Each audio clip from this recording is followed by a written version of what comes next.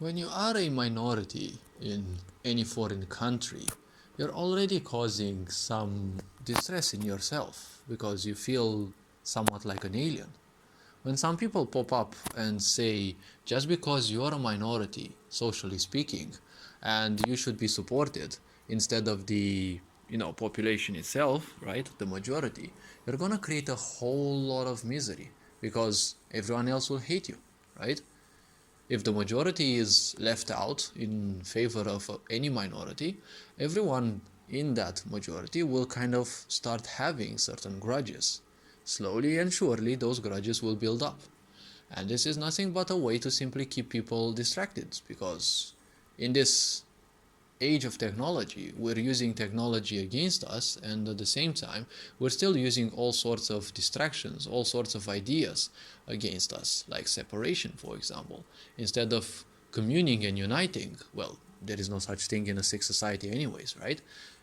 Would a sick society ever want you to commune and to exist together? Nah. Always there must be some separation. So when you're minority in a foreign country, well, you're only supported because this will cause a lot of harm. If you're frustrated as a person, you will kind of enjoy that because you're causing other people harm. You're causing other people, well, emotionally and psychologically, not necessarily physically. But when others are suffering and you're also at the epitome of your suffering, you're going to enjoy that as well. So the problem is, it's not just that society supports minorities for nothing. They've been studying psychology and the human mind for the last 70, 80 years. It's been a whole lot of peace after the Second World War. And guess what? They've been studying the psychology of the human mind for even before that, right? And when you think that this sick society has created, religion and all sorts of ways of separation, why do you think that anyone in this sick society would be supported? Do you think they would support minorities with money or whatever else? They can print that money, it doesn't matter. Money doesn't have any value for them. It's just there to separate, the masses, the fools, the easily affordable, because when you can print all the money in the world, technically you can buy everything in the world. And that's a bit sad because, when you have so much money, you end up just like those bozos. They appear on television in the news forecast that they have purchased land on Mars, they have purchased land in space. See, there is no such thing as a price. A price is invented, right? And they invent prices so that they feel validated when they purchase things with all the money that they're having and spinning around, because money doesn't have any more value to them.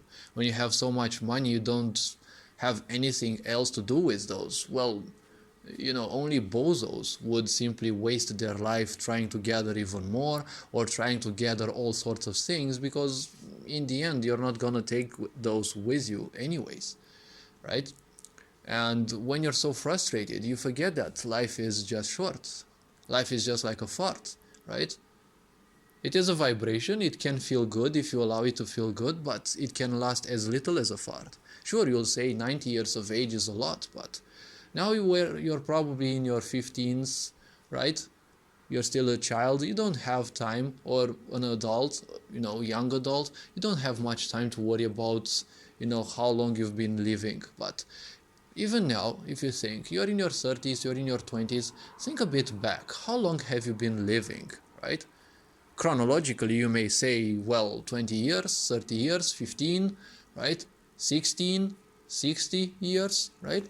But if you look back in your life, has it been more than a few seconds?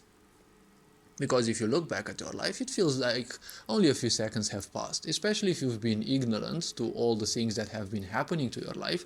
There is literally nothing that happened, right? Because you don't remember much. The more you remember, the more you actually feel that you have lived, and the lengthier your life seems. But this society is only teaching you that, well, life is, an endless streak of fun, right? Just have fun, self-destruct, and, well, we'll take care of what's left out of you.